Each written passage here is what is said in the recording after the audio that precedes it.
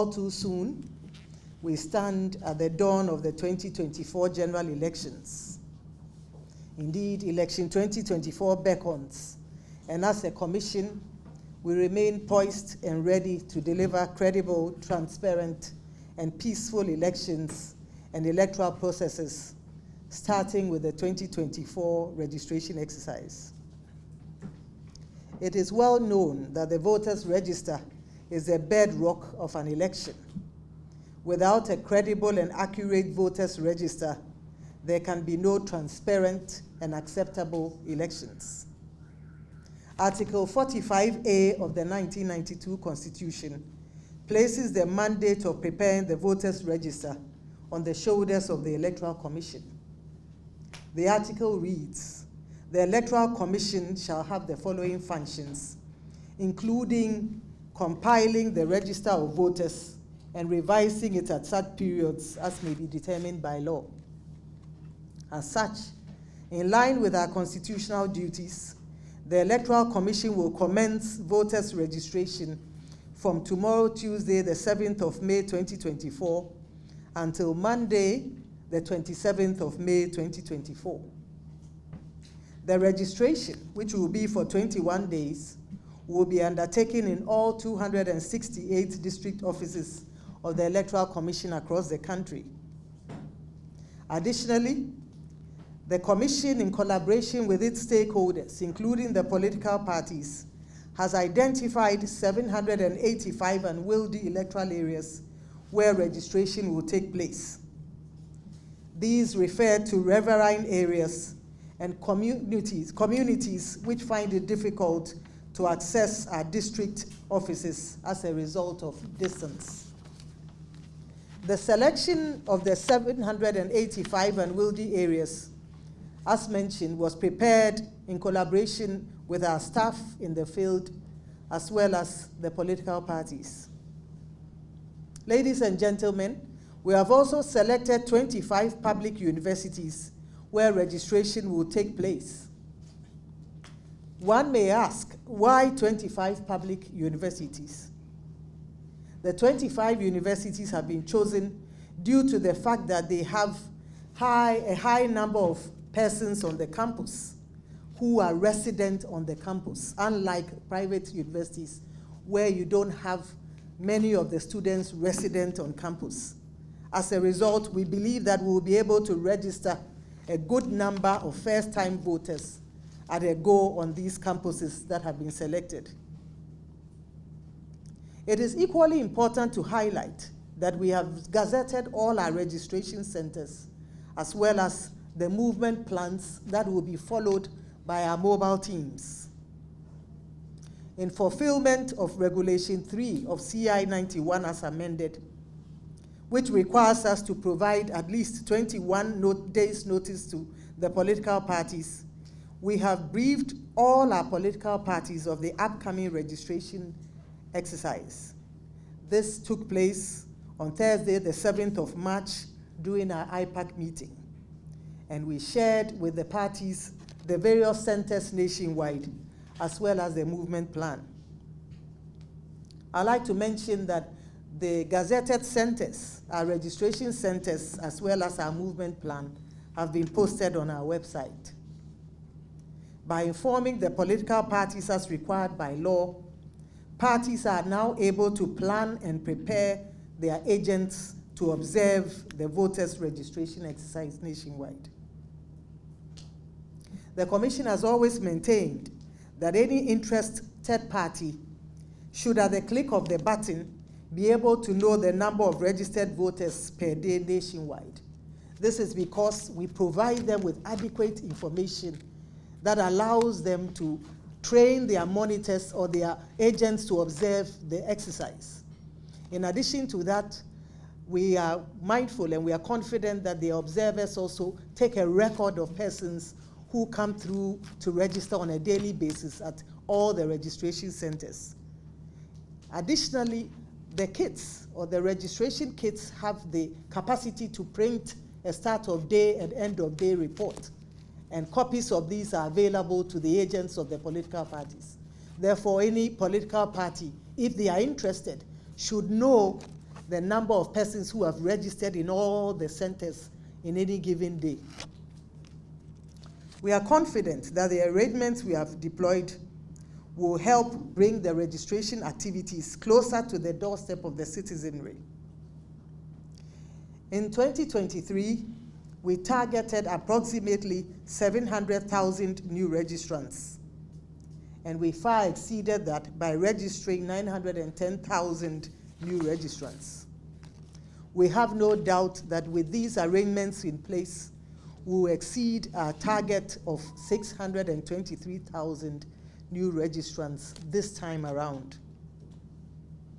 Ladies and gentlemen, over the last few months, we've invested a considerable amount of time into procuring our materials and logistics for the registration exercise and the election as a whole.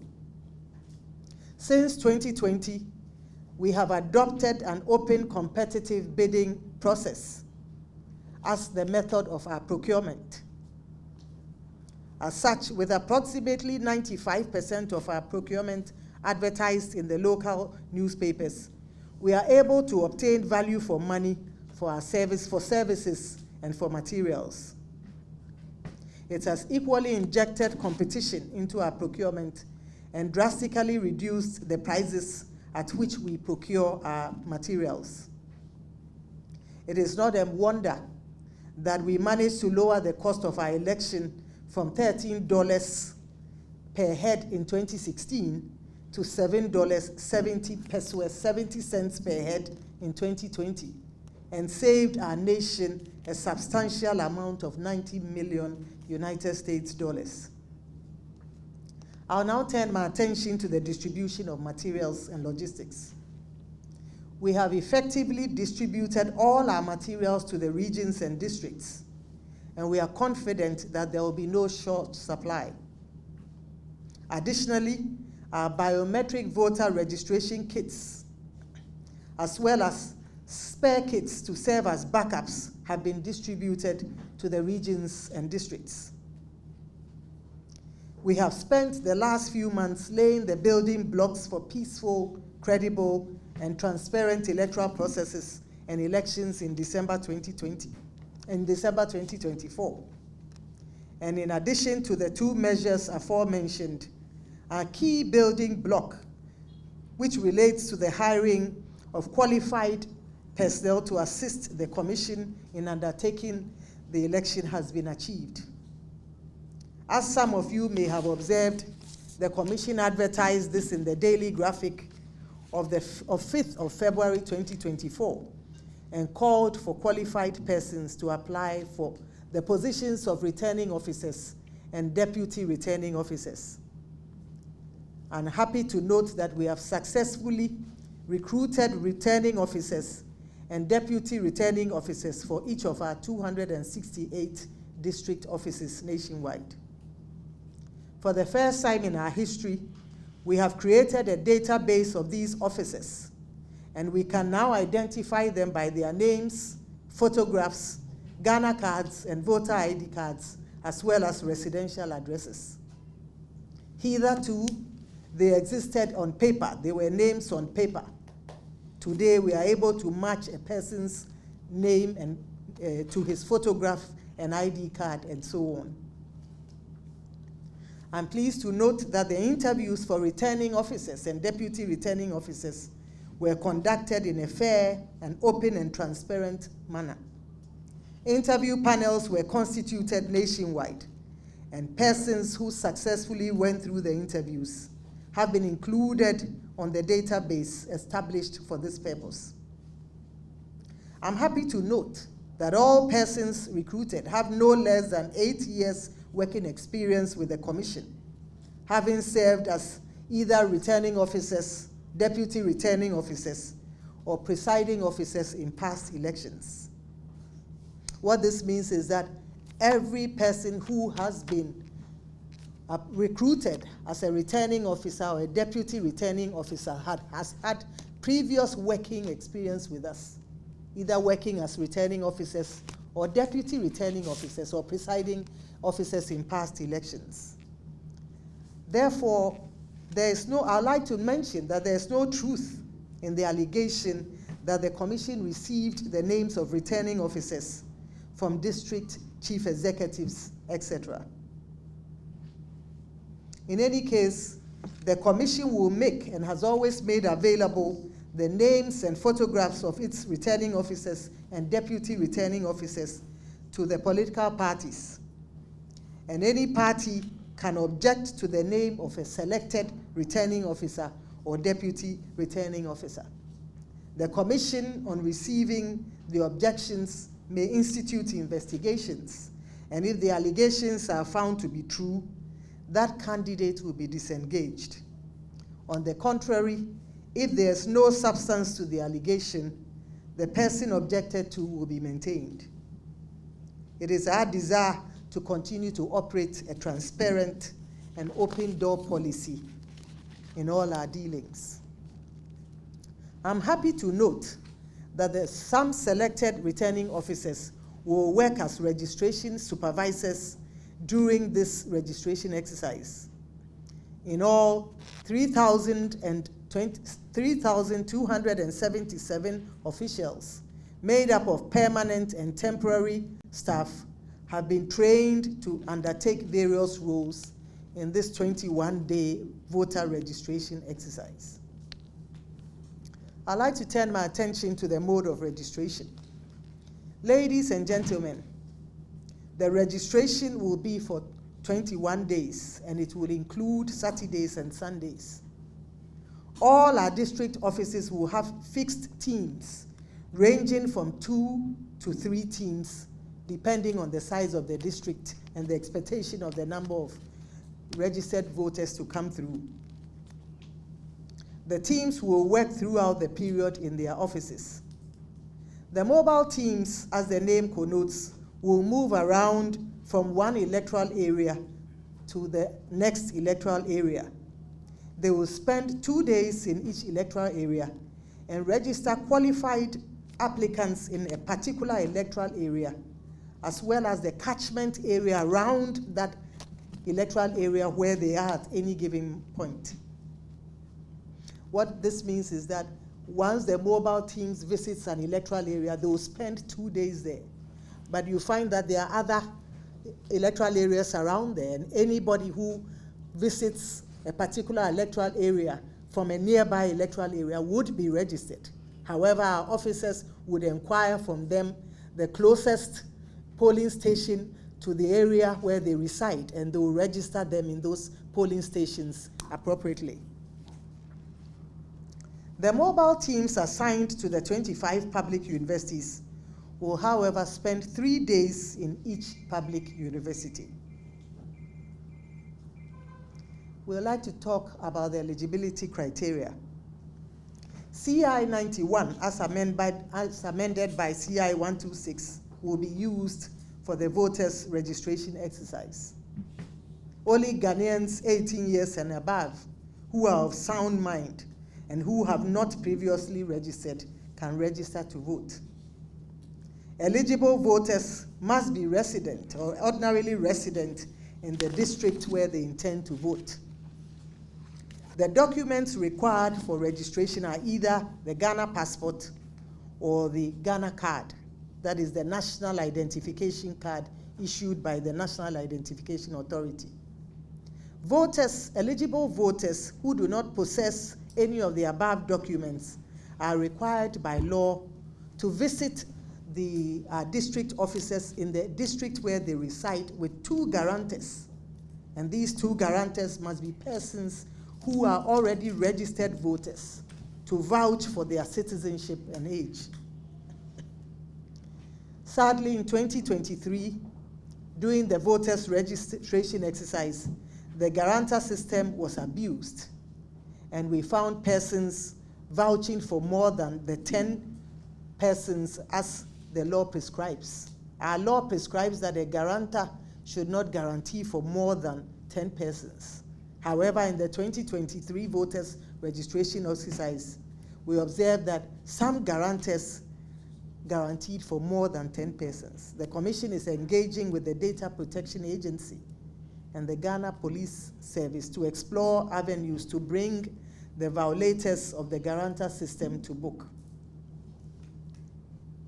Subsection 4 of Regulation 1 of CI 91 as amended states that a registered voter shall not guarantee the identity of more than 10 persons. So it is an offense to guarantee for more than 10 persons. And we observed after our 2023 voters registration exercise that some of the guarantors violated this law.